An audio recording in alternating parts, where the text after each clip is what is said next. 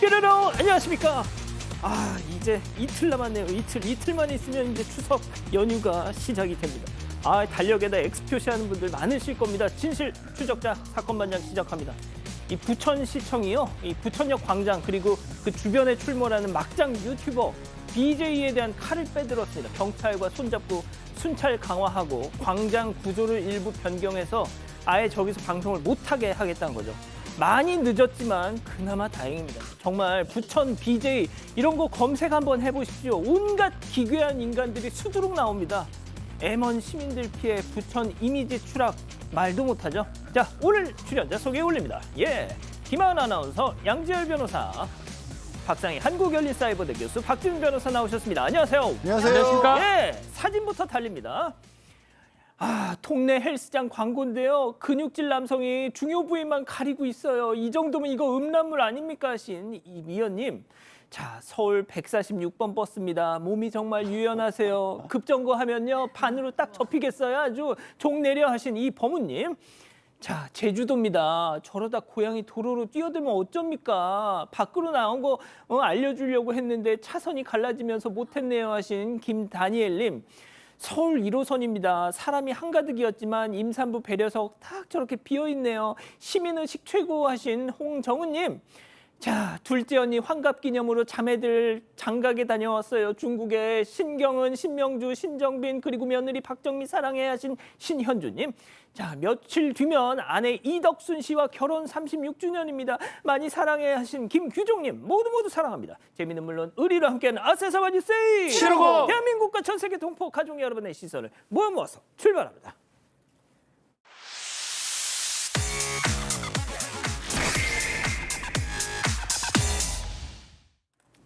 첫 번째 가볼까요? 진짜 러브레터 공개입니다. 이 배우 고 김세론 씨의 미성년 시절 교제 의혹을 받았던 배우 김수현 씨 측에서 오늘 어떤 손편지를 공개했습니다. 자, 미성년 교제 의혹은 허구다 하는 증거물로서 공개된 것 같은데 설명 좀요. 네, 배우 김수현 씨가 군복무 시절 연인에게 보냈던 손편지를 공개했는데요. 이 고 김세론 씨가 미성년자였던 시절에 연인으로 교제한 게 사실이 없다는 걸 뒷받침하기 위해서 공개를 한 겁니다. 현재 고 김세론 씨의 유족은 김수현 씨가 고인이 중학교 3학년 때였던 2015년 말부터 2021년 7월까지 교제를 했다고 주장하고 있죠. 한편 김수현 씨는 고인과 2019년 여름부터 교제를 했다. 고인이 미성년이었던 시절에는 단 하루도 연인으로 교제한 적이 없다고 반박을 하면서 유족과 법적 다툼을 벌이고 있는데요. 이 주장을 뒷받침하기 위해서 2016년부터 2019년 봄까지 교제했던 이 실제 연인이 있다며 이 연인에게 보냈던 손편지를 공개했습니다. 김 씨는 군 시절 내내 틈날 때마다 연인에게 전화를 했고 마음을 글로 적어서 휴가 때마다 함께 보면서 교류한 자료가 있다면서 이 편지를 밝혔어요. 이 편지에는 사랑한다, 목소리를 듣고 싶고 보고 싶고 안고 싶다. 달, 별, 비, 눈에도 매 시간 내 하루가 너로 가득 차 있다 이런 애틋한 마음이 담겨 있었습니다. 자, 교수님, 그런데 이 편지는 고 김세론 씨한테도 쓰지 않았었나요? 네, 2018년에 김수현 씨가 김세론 씨에게 보낸 편지에도 보고 싶다 등의 이제 내용이 담겨 있었어요. 근데 이 부분에 대해서 김수현 씨는 그거는 평범한 군인의 상투적인 표현이다. 정말 그 사랑하는 연인에게 사랑한다, 보고 싶다라고 했던 표현과 비교해 보면 확연히 온도 차이가 난다. 거기 그 김세론 씨에게 쓴 글에서는 그날의 감상, 군대 생활, 날씨 이런 내용이 주를 이뤘다라고 밝혔습니다. 그렇군요. 알겠습니다. 다음 이어가죠. 골프 치다가 봉변입니다. 자, 어느 스크린 골프 연습장에서 벌어진 충격적인 장면, 제보 영상 만나보시죠. 자, 한 남성 연습 시작을 위해 자리에 서서 자, 꾹꾹 스크린 기계를 조작하는데요. 자, 그런데 갑자기 자, 보세요. 갑자기 앞사랑스야 크게 휘두른 골프채에 그만 머리를 꽝! 머리를 부여잡은 채 고통스러워하며 주저앉아 있는데요. 영상만 봐도 내 머리가 다 아프네. 너무 아파 보입니다. 맞습니다. 지난 3월에 경기도 김포의 한 실내 스크린 골프 연습장에서 제보자가 직접 겪은 일인데요. 스크린 기계를 조작하다가 앞사람이 휘두른 드라이버에 머리를 맞았습니다. 이마 쪽이 6cm가량 찢어져서 곧바로 응급실로 옮겨져 봉합수술을 받았다고 합니다. 그런데 제보자에 따르면요.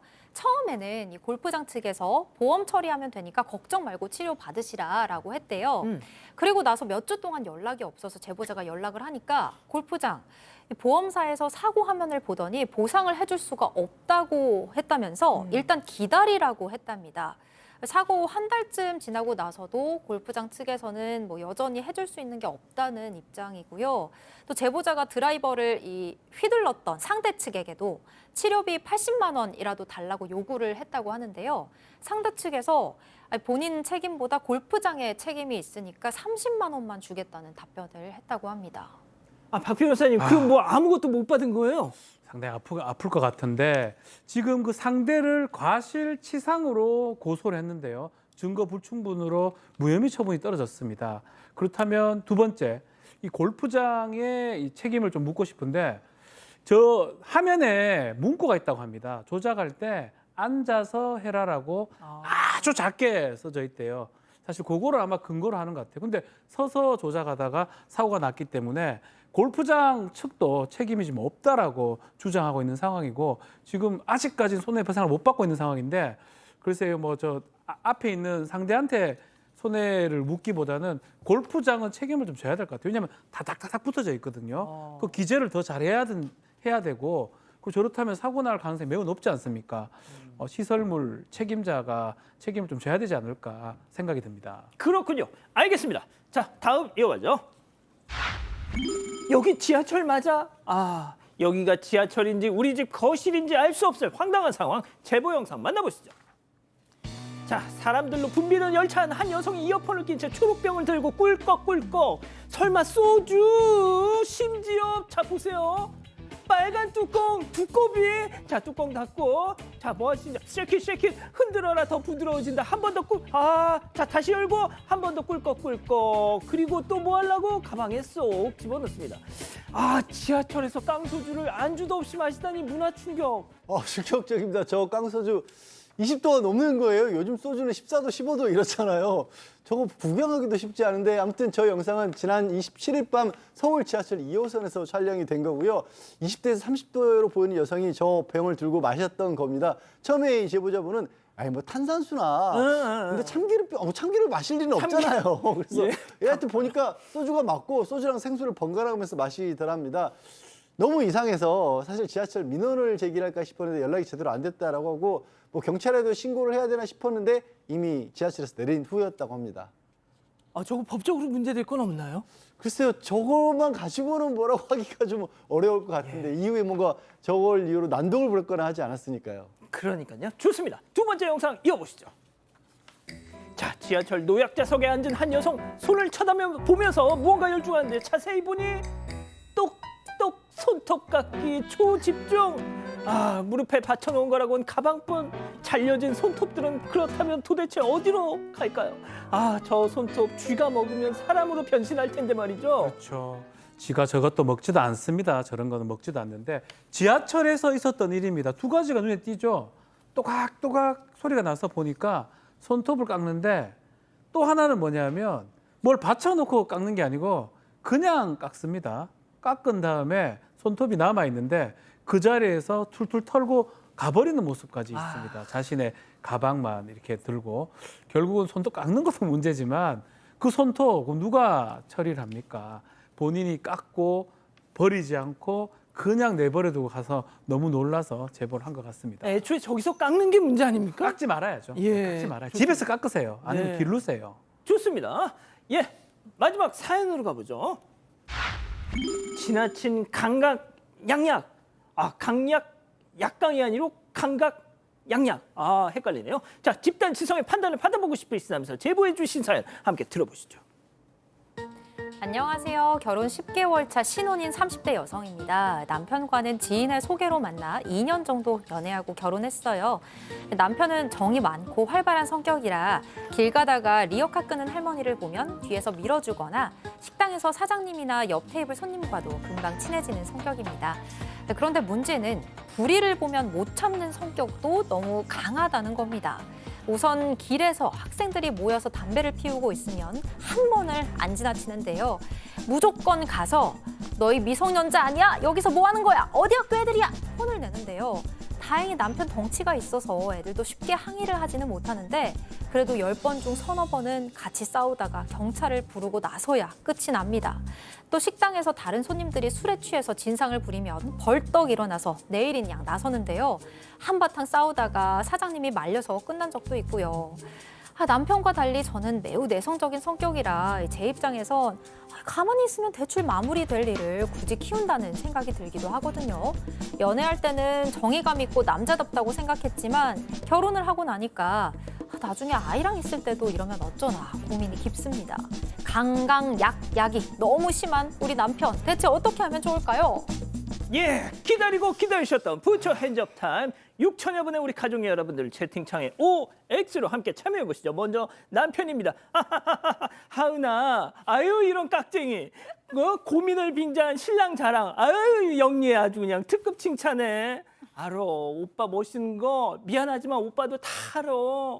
자기 이런 신랑이랑 같이 살아서 완전 좋지, 그지? 으이그 멋있으면 멋있다고 그냥 말을 해라. 머리 나쁜 사람들은 못 알아들어. 동그라미.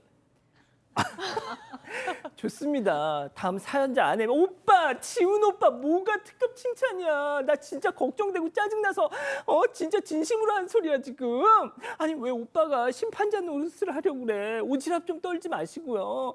요즘 세상 얼마나 흉흉해. 진짜 미치광이들 만나면 어쩌려고 그러니. 이제 오빠 혼자 아니다. 제발 좀 X. 자, 교수님. 네, 그러니까 그 부인의 마음이 딱 저의 마음이에요. 그러니까 진짜? 멋있어요. 멋있고 정의감 있고 좋은데 정말로 양약은 좋아요. 약한 자들이 같이 약한 것도 좋은데 요즘은 이렇게 강한데 같이 강하면 싸움이 나고 사고가 날 수 있는 시대인 정말 이 비극적인 상황이죠. 사실은 이런 시대라는 게. 근데 그게 사실이기 때문에 이 부인으로서 너무 걱정스러울 수밖에 없다라는 생각이 듭니다. 그러니까요, 양 변호사님. 차라리 저는 싸우면 되는 시대면 괜찮을 것 같아요. 그러니까 7, 80년대면 되더라도 차라리 몸싸움하고 신랑이하고 멱살 잡고 가더라도 또 털고 내려가고 파출소에서도 진정들 하세요. 돌려보낸 시대면 모르겠는데 변호사 입장에서 요즘에는요. 그런 충돌이 있으면 뻑 하면 고소고발로 휩싸이기 쉽습니다. 맞습니다. 법적인 문제까지 발생할 수 있기 때문에 남편분 저기 뭐 격투기 도장 같은 데를 좀 끊어주시면 어떨까. 거기 가서 힘 좀 빼시라고. 거기서 화를 좀 사기시고 와라. 네. 자, 김하은 아나운서. 요즘 세상이 하도 험해서 제가 아내 입장이라면 많이 불안할 것 같아요. 가족을 위해서 진짜 약한 분들에게 약하게 다가가고 따뜻하게 대하는 건 너무 좋지만 강은 조금 자제하는 게 어떨까 싶습니다. 김하은 아나운서도 이 바깥분도 남편분도 되게 덩치 좋잖아요. 네. 그리고 저럴 때 어떻게 해요? 되게 정의롭긴 한데 좀 가족이 생기고 아이가 생기다 보니까 또 성질 좀 죽이고 살아요, 요즘에? 죽이고 살고 있습니다. 그렇군요, 박 변호사님. 저는 그렇게 하지 못해서 사실 저는 반대거든요. 반대인데 이게 강약약 사실 바람직하죠. 근데 이제 두 분 말씀은 맞아요. 세 분 다 말씀하셨지만 어떤 문제가 일어나면 안 되겠죠. 분명히 그렇게 하는 건 필요한데 이게 문제가 일으킬 정도로 뭐 범죄가 된다든지 접촉이 일어난다든지 이런 건 문제되니까 아내분이 한두 번씩 말씀을 계속 고지를 할 필요는 있는 것 같은데 성품이 잘 안 바뀔 겁니다. 성품이 그대로 갈 거예요. 범죄 안 가는 정도에서 약간 할 수 있도록 그렇게 응원해 주는 게 좀 더 필요하지 않나. 여보 힘내. 때리지 마. 이렇게 요 정도 하는 게 좀 필요하지 않나 이 생각이 듭니다. 그렇군요. 우리 가족 여러분들 뭐라고 하시나요? 애용 박사님께서는 와 어른이네요. 나이만 먹은 것들 말고 진짜 어른입니다라고 해주셨고요. 리리님은 세상이 험해요. 제발 상식선에서 행동하세요라고 하셨고요. 순이손님께서 양앵커 연기 대박 잘해요. 연기자로 전향하세요라고 제안해 주셨습니다. 자, 제보 메일, 제보 카톡 많은 연락 주시고요. 잠시 후 돌아옵니다. 채널 고정 리모컨 돈터치. 로게인 폼. 이것이 지금까지의 탈모 관리. 로게인 폼의 탈모 관리는 모낭 표적 케어. 특허받은 폼 타입으로 탈모를 치료합니다. 두피 케어를 넘어 모낭 표적 케어로 로게인 폼. 변하는 시간의 흐름 속에서 나다움을 지키는 힘. 고운진 플레르코 앰플. 다시 어린 피부로. 타임리스 뷰티 고운진. 그런 나라가 있다죠. 모두가 숙면하는 이상한 과학의 나라 에이스. 또 한 분 오셨네요. 에이스 침대. 인간은 주로 먹는다. 탄수화물, 단백질, 지방 3가지. 그리고 소화한다. 위, 상부, 하부, 소장에서 3단으로 3단 맞춤 소화. 이제 소화는 3단 캡슐이다. 다제스.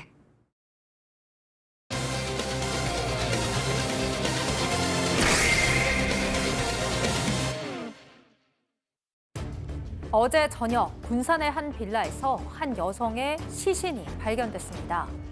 범인은 여성의 남자친구였던 40대 남성으로 살해 후 1년 가까이 시신을 숨겨왔는데요. 이 남성의 범행이 뒤늦게 드러난 충격적인 이유를 지금부터 자세하게 알아봅니다.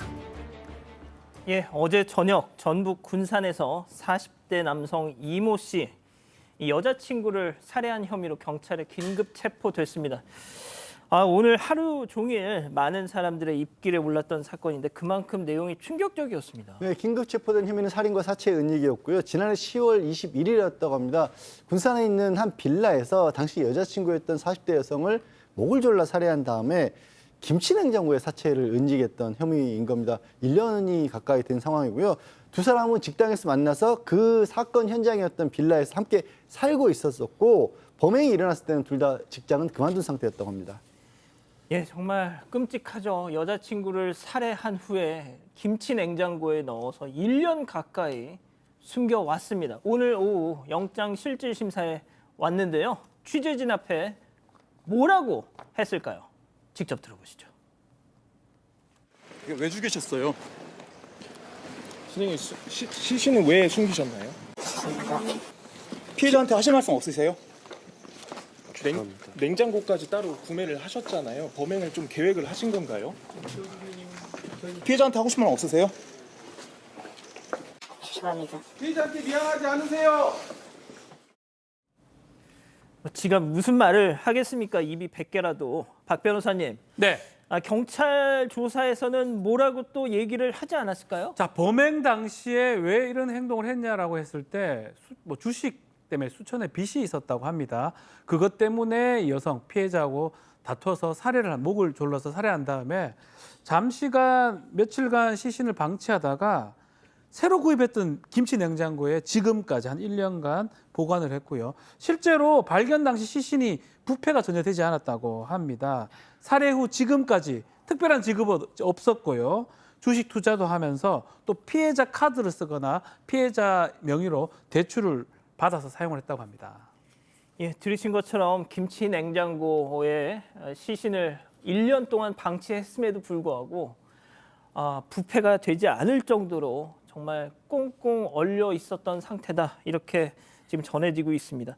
그리고 피해자 카드 등에서 무려 6천만 원을 훔쳐다가 이자가 썼다고 하더군요.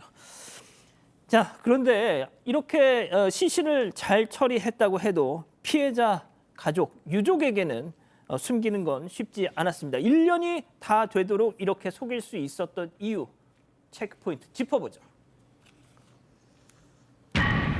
피해자 행세. 자, 어떻게 피해자 행세를 했다는 거죠? 네, 정말 이렇게 잔인한 행동을 심지어 그 여성과 함께 살고 있던 빌라에서 범행을 저질렀습니다. 범행을 저지른 후에도 월세를 꼬박꼬박 냈다고 합니다. 그 집주인에게 월세를 내서 들키지 않기 위해서 이런 행동을 하고요. 또 이 피해자 행세를 했다고 합니다. 그래서 피해자 가족들한테 연락이 오면 바쁘니까 연락하지 마라 뭐 이런 식으로 답장을 하고요. 그리고 피해자의 카드도 계속해서 사용을 했다라고 합니다. 그러니까 가족들이 피해자의 사망을 의심하지 못하게 이렇게 한 이유로 추정이 됩니다. 그리고 막 피해자가 살아있는 것처럼 그런 말투로 얘기를 했습니다. 피해자 가족들은 계속해서 그런가 보다 믿다가 너무 이상해서 어제야 처음으로 경찰에 실종 신고를 한 것입니다.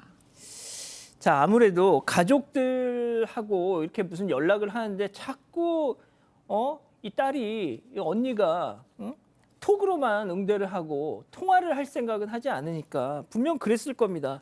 아니, 전화 통화 좀 해. 집에 좀 와. 그런데 한사코 거부했겠죠. 그러다 보니까 결국 이 피해자의 여동생이 우리 언니가 좀 이상하다. 왜 이렇게 통화를 거부하고 톡으로만 대화를 하자고 하는지 모르겠다. 뭔가 낌새를 눈치채신 거죠. 그래서 실종 신고를 경찰에 했습니다.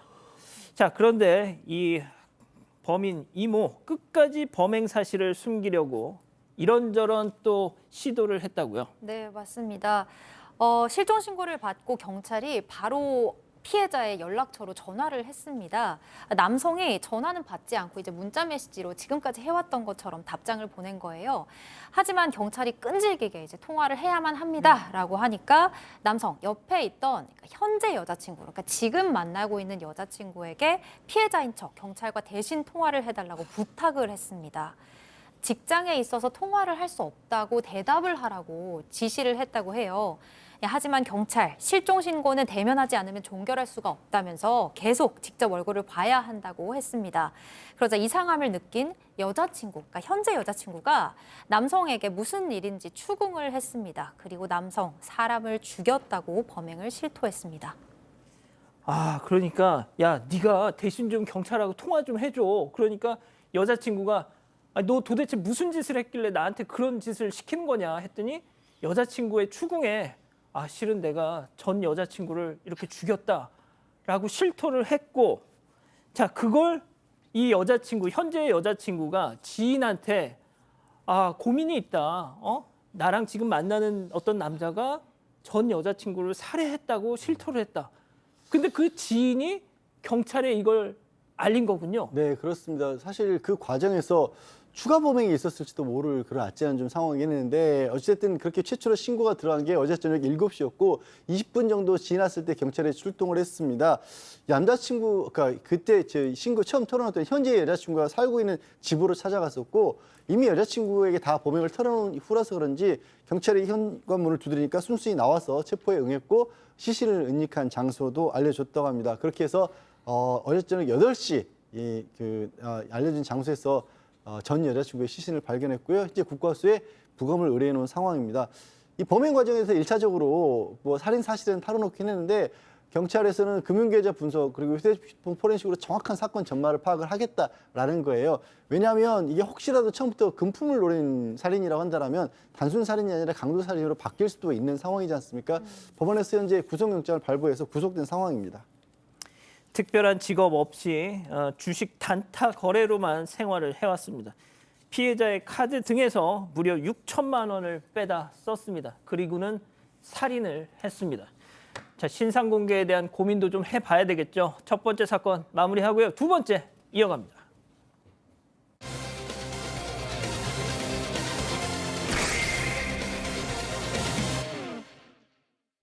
고등학생 딸이 동급생에게 학교폭력과 성폭행을 당했다는 제보가 들어왔습니다.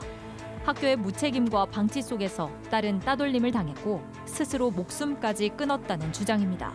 무슨 일이 있었던 건지 알아봅니다. 처음으로 부모님과 떨어져서 기숙사 생활을 하는 고등학교에 진학한 딸이 있습니다. 자, 그런데 이 딸이 지난달 스스로 목숨을 끊었는데요. 그 이유가 너무너무 기막히고 억울하다시면서 부모님께서 저희한테 제보를 해오셨습니다. 안 죽어도 될 애가 죽었다. 이건 살인이다. 울분을 토하셨는데요. 자, 먼저 좀 얘기를 시작해 보죠. 네, 우선 처음부터 좀 살펴보겠습니다. 부모님에 따르면요, 딸이 중학교 때부터 구체적으로 앞으로의 진로도 결정을 하고 나중에 유학 생각까지 하고 올해 경북 영주에 있는 한 사립 특성화고에 입학을 했다고 합니다. 기숙사 생활을 하는 곳이어서 처음으로 이제 부모님과 떨어져서 지내게 됐는데요. 적응력이 좋고 성격이 밝은 딸이 2주에 한 번씩 집에 오면 그래도 괜찮을 것 같아 이렇게 부모님께 말씀을 드렸다고 합니다. 그리고 실제로 5월 말까지는 잘 지내는 것처럼 보였다고 합니다. 그런데 문제는 6월 중순이었습니다. 집에 온 딸의 어깨에 상처가 있는 거예요. 그래서 이거 무슨 상처냐, 어쩌다가 이렇게 됐냐 부모님이 물어보니까 배구를 하다가 다친 거라고 딸이 이야기를 합니다. 근데 배구를 하다가 왜 이런 곳을 다치지 싶었대요, 부모님이. 그래도 일단은 그렇게 넘어갔는데 얼마 후에 딸에게 전화가 왔습니다. 그리고는 엄마 사실은 이라면서 충격적인 내용을 털어놓는데요. 부모님이 걱정할까 봐 그동안 말하지 않았던 건데 이날 결국 학폭 신고도 했다고 합니다. 자, 기숙사 학교에서 잘 지내고 있는 줄 알았던 딸, 그 어깨 상처에 대해서 이런 얘기를 했다는 겁니다. 체크포인트 짚어보죠. 예, 담배빵, 시체말로 담배빵. 자, 제보해 주신 어머님 얘기 직접 들어보시죠. 애가 2주에 한 번씩 집에 왔을 때 어깨에 상처가 있더라고요. 어깨가 왜 그래 했을 때 이제 그때는 애가 그냥 다쳤어. 배구하면서 다쳤어. 이렇게만 이야기를 했었는데 6월 30일 날 학폭위 신고를 하고 나서 이제 엄마 이런 일이 있었어. 그 자국이 담배빵의 자국이었다. 분리 조치가 제대로 되지가 않았어요. 계속 동선이 겹치고 심지어 이제 점심밥을 먹어야 되는 경우도 너는 나중에 먹어라. 저희 애 보고 나중에 먹어라. 팔을 동동 구르면서 억울해 하더라고요. 학교에서 2차, 3차 선생님들이 가해를 하니까 애가 울면서 엄마 나는 피해자인데 왜 내가 이런 걸 당해야 돼. 엄마 난 피해자 아니야. 내가 가해자야. 왜 내가 이렇게 억울해야 되지. 나 왜 이렇게 억울하냐고. 일단 어깨에 난 그 상처 얘기부터 좀 해봐야 될 것 같은데 앞서 잠깐 사진을 보셨지만 제가 구체적으로 묘사하지는 않겠습니다만 담뱃불로 맨 살을 이렇게 지지죠. 그런데 앞서 보신 그 사진은 그냥 살짝 스쳐 지나간 게 아니라 말 그대로 교수님 지진 겁니다. 네, 저도 사진을 보고 생각했던 거랑 좀 너무 심해서 진짜 깜짝 놀랐습니다. 이런 걸 보고 엄마 마음은 정말 얼마나 무너질까요? 네, 어머니에 따르면 학폭 사진을 알게 되기 전에 딸이 뭐라고 얘기를 했냐면 엄마 한 2개월 정도 학교에서 날 따라다니는 남자애가 있어 이런 얘기를 했대요. 어머니께서 좀 기분이 이상해서 너 그 담배빵 했다는 애가 그때 말한 그 남자애니? 라고 물어보셨답니다. 그랬더니 응 맞아 라고 얘기를 하셨대요. 그리고 어머니께서는 이 딸이 엄마 학교에서 연락이 갈 거야 라고 얘기를 했다고 합니다. 그런데 기다렸지만 학교에서는 이제 연락이 안 왔대요. 그러니까 못 받으신 것 같습니다. 그래서 직접 학교로 연락을 했더니 이제 조시종을 설명해 주면서 경찰서에 신고를 해라 이렇게 얘기를 하셔서 가해 남학생을 상해로 고소를 했습니다. 그리고 이때까지만 해도 어머니께서는 이렇게 담배를 이렇게 지진 거 요거 이제 하나라고 생각했어요. 우리가 보기엔 그것도 심각하지만 네. 어머니께서는 그거 하나다라고 생각을 하고 학폭심의위원회가 열린다고 해서 학교를 갔더니 딸이 입은 피해 내용이 이 정도가 아니고 너무 심각한 걸 아신 거예요. 사실은 이렇게 학폭심의위원회가 열리기 전에는 참석 통지서가 집으로 와야 된답니다. 그런데 오지를 않았다고 합니다.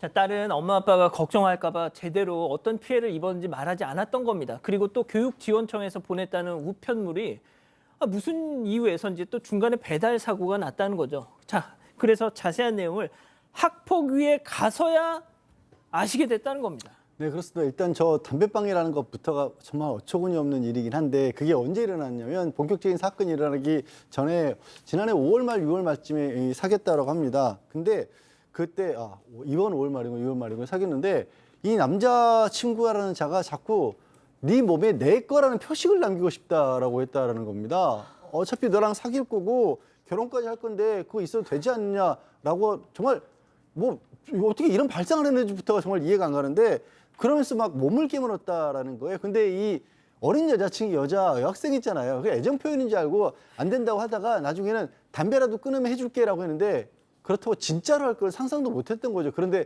저런 짓을 했던 것이고 저 남자친구라는 자가 학교에서 자꾸 문제를 일으켜서 기숙사에서 쫓겨나서 모텔에서 지내고 있었대요. 그런데 그 모텔로 그 외박이나 외출 사유서 하고 나서 그 모텔로 자꾸 오라 그랬답니다. 오라 그러면서 한다는 얘기가 문자 같은 걸로 뭐 그냥 자주면 안 되겠냐, 내가 하고 싶었던 일이다, 뭐 가기 전에 좀 하자, 이거 좀 어떤 성적인 관계를 요구하는 거잖아요, 누가 봐도. 근데 딸이 외출 외박을 원하지 않았대요. 그랬더니 네가 잘못하니까 네가 사과를 해야 된다고 또 그렇게 얘기를 하는 겁니다. 이게 네, 하여튼 그런 상황이었고, 그거에 그거하지 않으니까 결국 그 가해 남학생이 딸이 자신과 어떤 성적인 파트너 관계라든가 자기를 만나가면서도 다른 남자를 또 만난다든가 이런 식의 헛소문을 또 퍼뜨렸다고 합니다.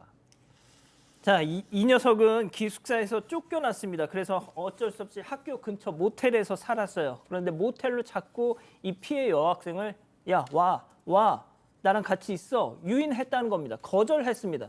그러자 이 여학생에 대한 이상한 소문을 퍼뜨렸다는 주장입니다. 자, 박 변호사님. 예. 이 가해 남학생도 학교 측에 뭔가 이런 조목조목 해명을 했던 모양이에요. 학폭위가 열렸고요. 본인이 해명을 했습니다. 담배빵 그 얘기는 피해자죠. 피해자가 내려줬기 때문에 그냥 한 것이다라고, 자연스럽게 한 것이다, 괜찮다고 해서 했다, 이런 식으로 변명을 했고요. 가장 중요한 게 이제 모텔 얘기입니다. 모텔에서 지금 자고 가라 뭐 이런 얘기를 했다는데, 학폭위원들이 질문을 했어요. 한 번 자주면 안 되냐, 무슨 내용이 하니까 그냥 진짜 잠을 자는 거라고 답변을 했다고 합니다. 또 가기 전에 하고 싶은데 이건 뭐냐니까 다른 게 아니고, 성적인 내용이 아니고 정말로 놀고 싶다, 뭐 이런 뜻이라고 주장을 했습니다. 그거 말고 또 성적 소문 퍼뜨린 거 있지 않습니까? 예. 그건 자기가 한 적이 있고 친구가 했다라고 부인을 한 상황이고, 그렇지만 학폭위에서는 이 피해자, 가해자 말을 다 인정하지 않고요. 담배빵 같은 경우는 강제성을 인정하고요. 파트너 발언은 인정하지 않았는데 모텔 출입은 강요를 인정했습니다. 그래서 서면사가 출석 정지 10일, 또 특별교육 6시간에 내렸는데, 제보자가 딸에게 이 내용을 전했습니다. 이 정도 징계가 떨어졌다 하니까 딸 입장에서는 너무 약한 거 아니냐라고 매우 실망했다고 합니다. 자, 서면 사과, 출석 정지 10일, 보복행위 금지, 그리고 특별 교육 6시간. 이 내용을 어머니가 딸에게 전하자 너무 약한 거 아니냐. 자, 그런데요, 지금부터 드릴 말씀이 좀 가슴이 아픕니다. 그 학폭위 결과를 전해 들은 딸, 그 2주 뒤에 스스로 목숨을 끊었습니다. 이 죽음을 슬퍼할 겨를도 없이 부모님은 이 딸의 장례식장에 찾아온 딸의 친구들에게 더 기막힌 얘기를 듣습니다. 그 얘기도 들어보시죠.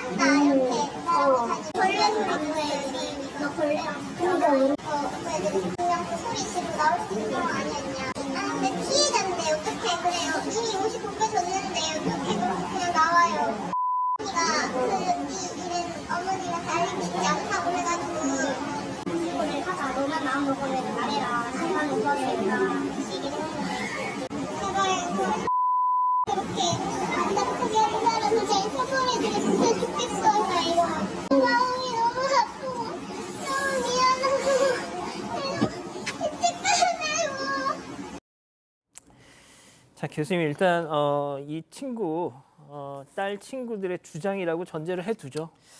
네, 그렇습니다. 네, 주장이죠. 근데 이제 어머니께서는 딸의 장례식장에서 안 그래도 마음이 얼마나 무너지시겠어요. 근데 너무나 충격적인 얘기를 또 들으신 겁니다.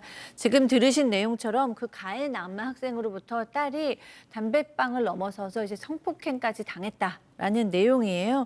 근데 그거를 또 가해 남학생이 이 여학생한테는 만날 때는 뭐 사랑한다, 보고 싶다 이렇게 가스라이팅을 해놓고 자기 친구들, 남자 친구들한테 가서는 너무 이상한 얘기를 걔가 뭐 먼저 원했다, 먼저 옷을 벗었다, 뭐 막 이런 식으로 너무 나쁘게 얘기를 한 거예요. 그러니까 그 남자친구의 또 남자친구들이 그런 식으로 얘기를 하고 다닌 겁니다.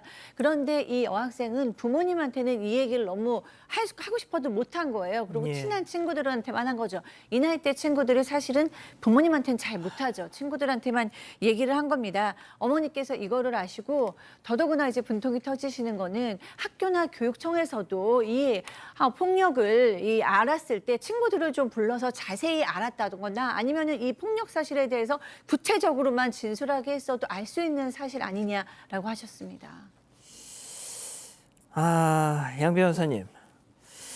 그러니까 뭐 저희가 항상 뭐 학교나 이런 학폭 문제가 생기면 교육청의 어떤 대응에 대해서 많은 좀 지적을 하는데 물론 교육 현장에서 학교나 교육청이 할 수 있는 일이 제한적이라는 것도 뭐 압니다만 그래도 조금 더 들여다봤더라면 아까 봤던 것처럼 어떻게 그 학생이 그냥 자고 가라고 그랬다고 이런 걸 어떻게 믿어요? 그럼 고등학교 남학생인데.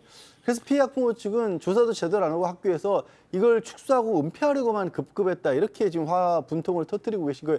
교육지원청에서조차도 제대로 역할을 못했다라는 거고 그러다 보니까 무슨 일이 생겼냐면 처음에는 이 피해 여학생의 얘기를 들어주다가 나중에는 그냥 가해 남학생을 그냥 풀어줬다라는 거예요. 그러니까 분리조치조차 제대로 안 돼가지고 밥 먹을 때마다 눈이 마주친 같은 공간에서 밥을 먹었고 그게 불편하다고 선생님한테 얘기했더니 그럼 네가 밥을 늦게 먹어라 이렇게 학교에서 대응을 했다라고 학생들은 지금 그렇게 주장하고 있거든요.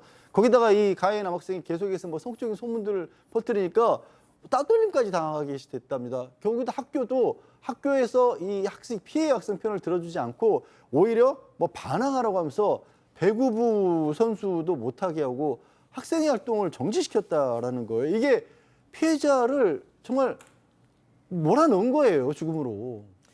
자, 피해 학부모님, 피해 학생의 부모님은 저렇게 1인 시위까지 최근에 하셨다고 합니다. 자, 일단 박 변호사님, 예. 그 해당 학교 그리고 또 교육지원청에서는 뭐라고 하나요? 자, 학교 관계자는 학폭이 있었던 건 인정을 합니다. 다만 학폭하고 이 사망 간의 연관관계, 인과관계가 있는지 그 부분은 단언하기 어렵다라고 얘기를 하고 결과가 만약에 나와서 문제가 있다면 책임을 지겠다, 어떤 조치를 취하겠다라고 밝힌 상황입니다. 지금 그 학부모가 가해 남학생 상해 고소를 했는데 상해 부분은 기소가 됐고요. 성폭행, 추가 성폭행 부분 이거는 영장을 신청해서 검찰 단계에 있는 것으로 안다고 하고 있습니다. 또 이거 말고도 학교 측도 잘못한 게 많죠. 뭔가 직무유기 측면이 있습니다. 이 부분도 고소를 했고요. 수사가 진행 중입니다. 경찰 관계자는 일단은 성폭행 부분 하긴 하는데 이제 피해자가 사망했기 때문에 그 부분 쉽지는 않겠지만 끝까지 추적을 해보겠다고 밝힌 상황입니다. 일단 학교 측은 조직적으로 은폐 축소하고 있다는 주장은 사실이 아니다 이렇게 부인하고 있습니다. 두 번째 사건 마무리하고요. 별별 상담소 이어갑니다.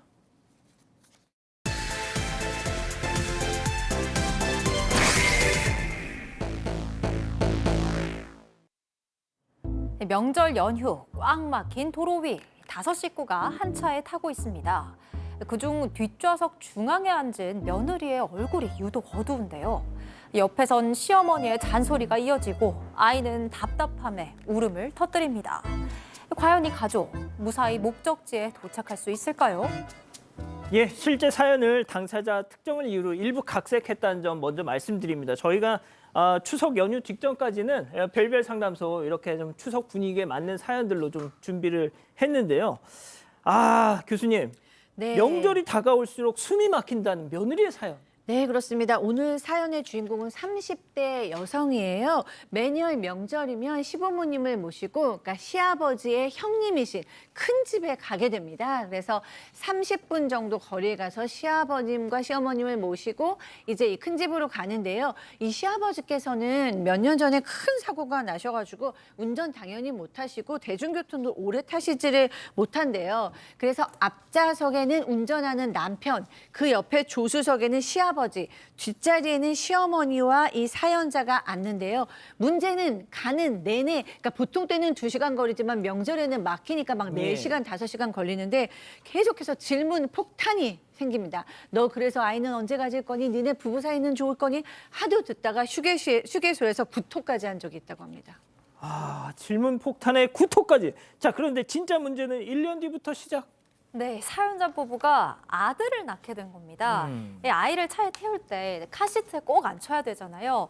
그러다 보니까 이제는 뒷좌석에 카시트랑 기저귀 가방을 두고 시어머니는 창가 쪽에 앉고 그러면 며느리는 어디에 앉아야 될까요? 중간. 그렇죠. 뒷좌석 중앙 자리밖에 없잖아요.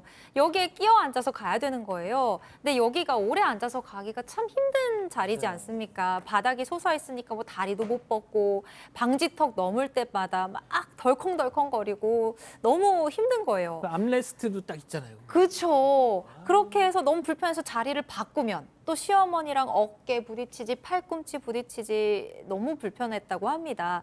그런데 시어머니도 많이 불편하셨는지 갑자기 아유 얘 그냥 카시트 치우고 네가 애 안고 타라 이러시는 거예요. 근데 이 카시트 법적으로도 의무잖아요. 아이의 안전을 위해서 사연자는 거절을 했다고 합니다. 그랬더니 시어머니 떨떠름한 표정을 지으셨습니다. 뭔가 후폭풍이 있었을 것 같은 느낌? 네, 가는 4시간 내내 잔소리가 계속해서 쏟아졌습니다. 애가 울기 시작하면 그러니까 애 우유를 충분히 많이 먹였어야지. 그리고 애가 칭얼대면 아니 좀 답답해서 그러니까 좀 안아줘라. 못 알아준다고 얘기했는데도 그랬고 그러다가 결국 아이가 응가를 했는데 이제 휴게소가 가까이 있으니까 가까운 휴게소 가서 갈아줘야겠다라고 생각을 하고 있었는데 있었는데? 시어머니가 아니 그거 기저귀 하나 갈아주기 뭐 그렇게 큰일이냐고 애 저렇게 칭얼대는데 우는데 그래서 어쩔 수 없이 달리는 차 안에서 기저귀를 갈기 시작을 했답니다. 좀 위험한데. 문제는 막히는 길이잖아요. 예. 남편이 급브레이크를 밟는 순간 어떻게 됐겠습니까? 기저귀 안에서 기저귀가 폭발을 한 거죠. 주변으로 난리가 난 겁니다. 그래서 냄새가 뭐 어마어마했었고요. 좀처럼 사라지지도 않았다고 합니다. 응가가 사방에 튀었습니다. 더럽습니다. 냄새 나지요. 자, 그 이후에 또 문제가 생깁니다. 이 시어머니하고 사실은 머리가 아프다면서 뒷좌석으로 가고 싶다라고 말씀을 하셔서 자리를 바꿉니다. 근데 뒤에는 누가 있냐면 시아버지가 있죠. 시아버지는 이렇게 성이 다르지 않습니까? 그러다 보니까 조금 불편한데 처음에 가면서는 단 한마디도 안 하면서 이렇게 헛기침 정도 했다고 합니다. 그 이후에 휴게소에 좀 들렸다고 하는데 점심을 좀 먹고 올랐었는데 많이 드셨나 봐요. 그때부터 이 시아버지가 쩍벌 자세를 하면서 자리를 너무 과하게 차지했고 더 문제가 있습니다. 트림을 계속 하시고 이렇게 트림 같은 걸 계속하면서 그러니까 사실은 사실 날씨가 좀 덥고 이래서 히터까지 다 해줬는데 계속 트림하고 방구 끼고 이렇게 해서 바꾸면서 배출을 계속 했다고 합니다. 자, 하지만 뭐 좀만 참으면 되죠. 고생해서 큰 집에 도착을 했습니다. 자, 그런데 그 다음도 문제였어요. 네, 도착하자마자 이제 시어른들께 당연히 인사를 드리겠죠. 그리고 앞치마 돌고 곧바로 부엌행. 이제 일을 열심히 또 해야 되는 거예요. 근데 시부모님은 피곤하다면서 방에 들어가서 이제 한숨 주무신다고 쏙 들어가시더래요. 남편이 이제 미안한 마음에 옆으로 와서 같이 전을 부치려고 하는데 시어머니 문을 벌컥 열더니 얘 지훈아 하루 종일 운전한 애가 거기서 뭘 하고 있어. 얼른 방에 들어가서 눈 좀 붙여라 이러십니다.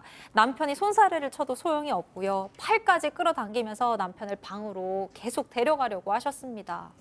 자, 결국 참다 못한 사연자 며느리도 한마디 하게 되는데요. 이 며느리 역엔 김하은 아나운서, 시어머니 역엔 박상희 교수, 그리고 남편 역엔 박지훈 변호사. 별별 극장 레디 액션!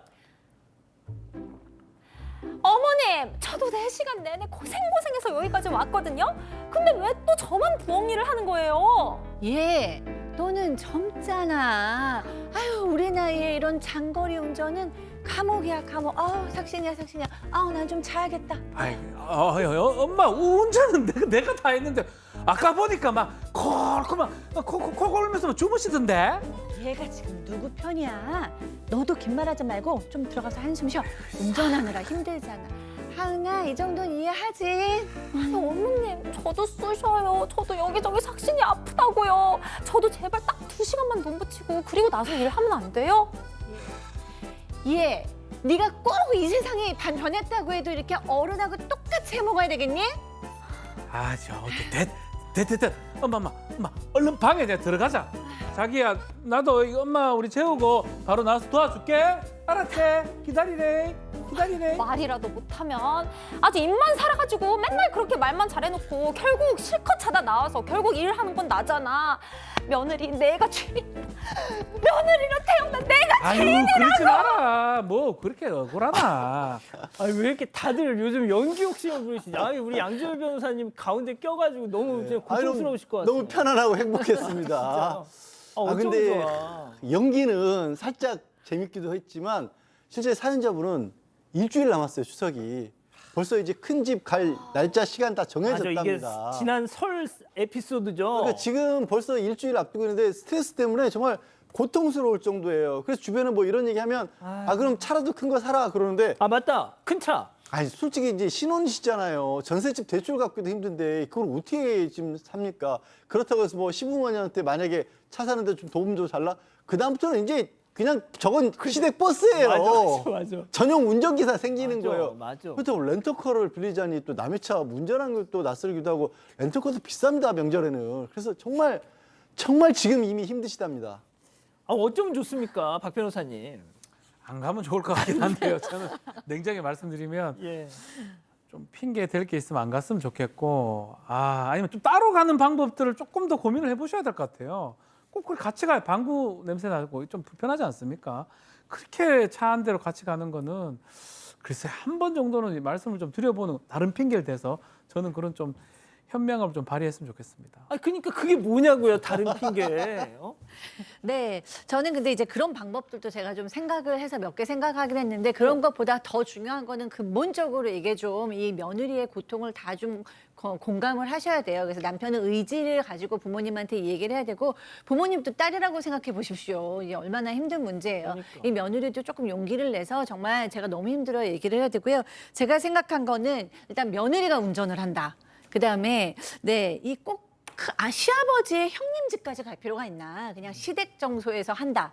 아니면 수채 밤에 늦게 떠나서 2시간 안에 도착할 수 있게 한다. 그다음에 가자마자 쉬는 시간을 한 3시간 정도는 확보해 주는 걸로 타협을 한다. 뭐 이런 생각해봤습니다. 아, 양 변호사님 이런 옵션을 제시한다는 사실 자체가 너무 슬픕니다. 옵션이 그리고 너무 온순해요. 아 진짜. 저희 저 가짜 깁스 같은 거 있죠? 그런 거 하고 그냥 누우세요. 하지 마세요. 저런 정도면. 가짜 깁스. 자, 별별 상담소 여기서 마무리하고요. 글로벌 픽 이어갑니다.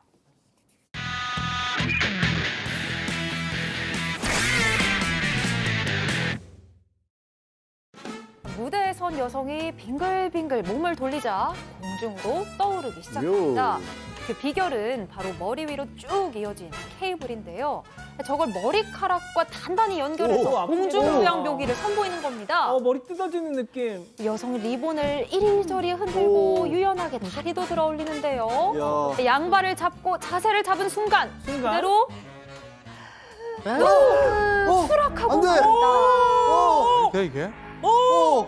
무대 위로 떨어진 여성 곧장 불것에 실려 병원으로 이송됐는데요. 다행히 부상 정도가 크지는 않았다고 합니다. 서커스단 측에서는 여성이 자신의 머리카락을 연결하는 과정에서 실수를 했던 거라고 주장했는데요.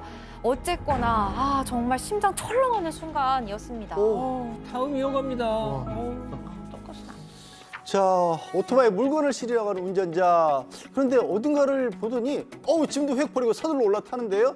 하지만 자, 냉큼 달려온 남성이 날아차기를 해서 넘어뜨립니다. 날아차기! 뒤에 모이던 많은 사람들 오토바이 운전자를 가차없이 때리기 시작하는데요. 왜 때려 사람을? 자, 조금 전으로 가보시겠습니다. 네네네.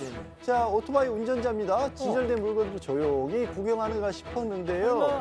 주인 눈치를 슬쩍 보더니 맥주 4박스를 한꺼번에 번쩍! 그리고는 곧장 오토바이로 총총총총총 이렇게 몰래 들티를 하려고 했던 겁니다. 맞아도 싸네 그럼. 네, 하지만 곧장 가게 주인에게 들켜서 가게 주인이 나와라, 무소를 하셨던 것 같아요. 와우. 응징을 당하고 말았던 건데 근데 다른 것도 아니고 저 귀한 맥주를 4박스나 저 더 혼나야 됩니다, 저. 박 변호사님. 한 박스 정도면 조금 편하진 않겠지만 일단은 이소룡 같습니다. 날라차기 너무 멋있습니다. 멋있습니다. 날라차기.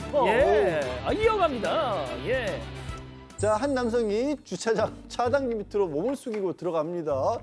자, 바로 옆에 보이시죠? 버젓이 통행 금지라고 표시가 있어요. 자, 그런데 그런데 넘어가다가 차단기가 번쩍 올라갔어. 바지와 티셔츠가 사이좋게 양쪽에 걸린 거 많았습니다. 자, 어떻게 해야 될까요? 어떻게 할까요? 바지는 지켰는데 이것은 이야. 뺏겼습니다. 훌러덩 벗겨졌습니다. 자동 탈이. 끝까지 붙잡았지만 야속하게도 천높이 올라가고 말았습니다. 자, 차단기와의 대결에서 장렬하게 패배한 이 남성. 끝까지 옷을 되찾지 못해서 결국 맨몸으로 집에 돌아갔다고 하는데 이걸 누굴 탓합니까? 앞으로는 꼭 인도로만 다니십시오. 예, 다음 이어갑니다. 자, 아이가 긴장된 표정으로 입을 확 벌립니다. 자, 그러자 앵무새가 그 안으로 쏙 뭐야? 얼굴을 집어넣습니다. 한참을 꼼지락꼼지락 어? 뭐하나 싶은데 하얀 뭔가를 쏙 하고서 빠져나옵니다. 뭐야? 자, 그 정체는 바로 아이의 유치인데요. 아우. 몇 번의 시도 끝에 흔들리는 유치를 골라서 네가 뽑아. 뽑아줬던 겁니다. 보통 이 뽑을 때 아이들이 막 우는데 앵무새 덕분인지 오히려 잔뜩 신이 난 모습이에요. 이 정도 실력이면 앵무새가 치과에 취직해도 될 것 같은데요. 아유, 예. 이게 재밌니? 예. 그렇습니다. 사랑하는 사건 반장 가족 여러분 행복한 밤 보내시고요. 저희는 내일도 4반 750 저녁 7시 50분에 다시 옵니다. 안녕히 계십시오.